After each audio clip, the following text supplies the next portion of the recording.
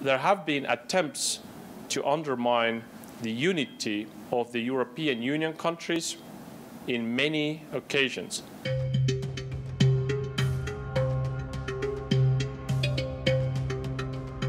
Tools like propaganda, false information, cyber attacks, energy have not been used against only the countries that are immediately bordering Russia, but those tools have been used in Germany, in France very recently, in US, perhaps in UK.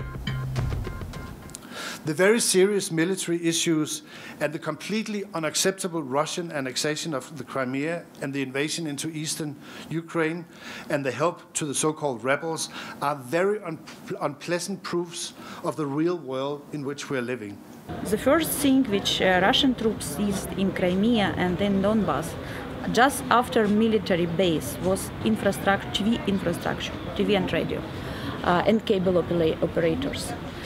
So in Crimea they did it in one day, like seized TV towers, switch on Ukrainian TV and radio channels and switch on Russians. And the same they did here, later in Donbass. Та пропаганда, которая работает на всех государственных телеканалах, а практически все телевидение в России либо принадлежит государству, либо контролируется им, там просто создается такая мифическая картина мира, в которой Россия встает с колен, в которой Россия вернула себе Крым, который вот, всех убеждают, что он всегда был ее, и его незаконно отняли. Но я уверена, что если отключить вот эти каналы, да, и если вернуть россиянам правдивую информацию, реальную информацию, которая есть в мире, в том числе вернуть понимание того, что Россия вот этой аннексией Крыма нарушила огромное количество международных договоров и обязательств своих же, то это быстро вернется, это понимание обратно к российским гражданам. In the end of March, court, not government, not president, court banned temporarily 4 Russian TV channels. I still think that banning even internet sites through order of president is the wrong idea, or order of parliament. It should be done through court. Every time you should bring your evidence. Perhaps some of you remember a famous British TV program called The Day Today. It was running in 1991-92. It was a fake news show compiled once a week by colleagues of BBC Two Newsnight. And the tagline of that show was "The Day Today, turning fact into doubt."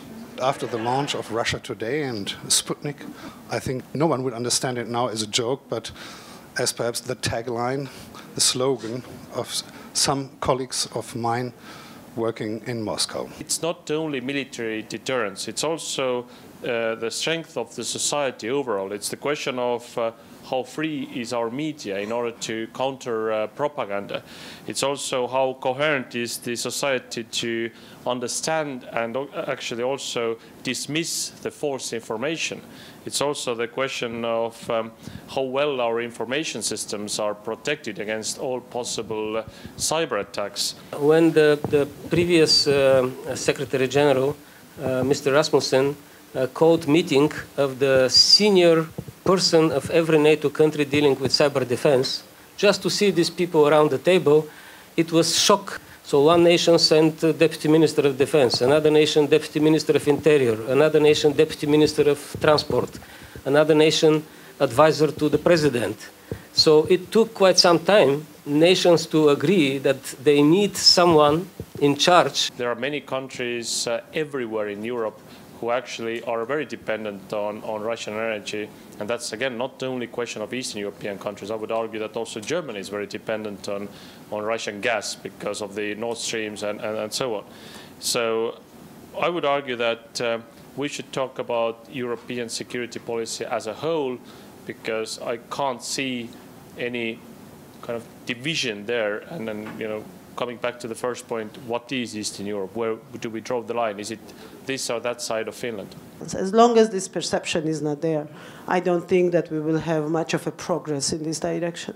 So I would say that money is important, but changing of perceptions and changing of understanding of Russia is much more important in Western countries than we see it now. This is why Russian propaganda is so aggressive, so mobilized, not to allow for that to happen.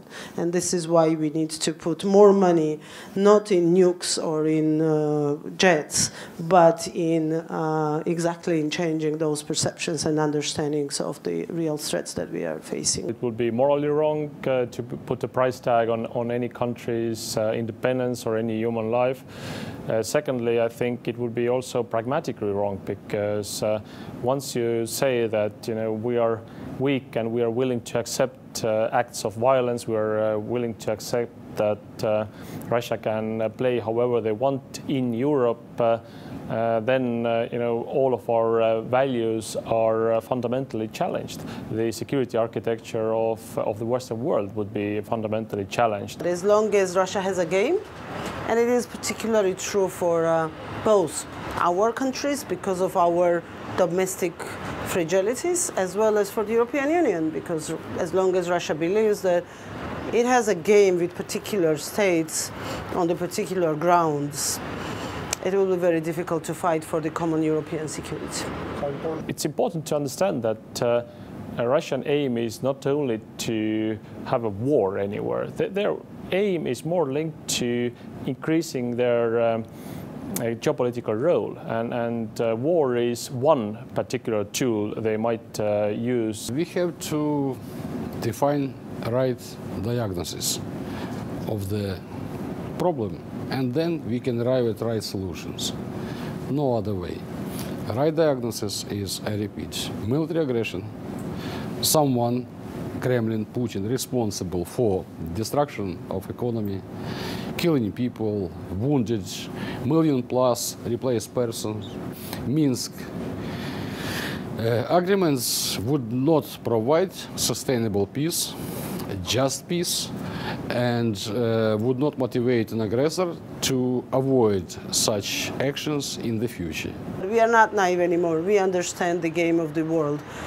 We just want to make sure that there is a clear understanding what is it Moscow is fighting for in Tbilisi or in Kiev. That the world understands that it's a fight against no democracy on the borders of Russia, no NATO on the borders of Russia, and no step back from Russia's interests. That's it. That's the message they're sending. It's up to the West how they will react.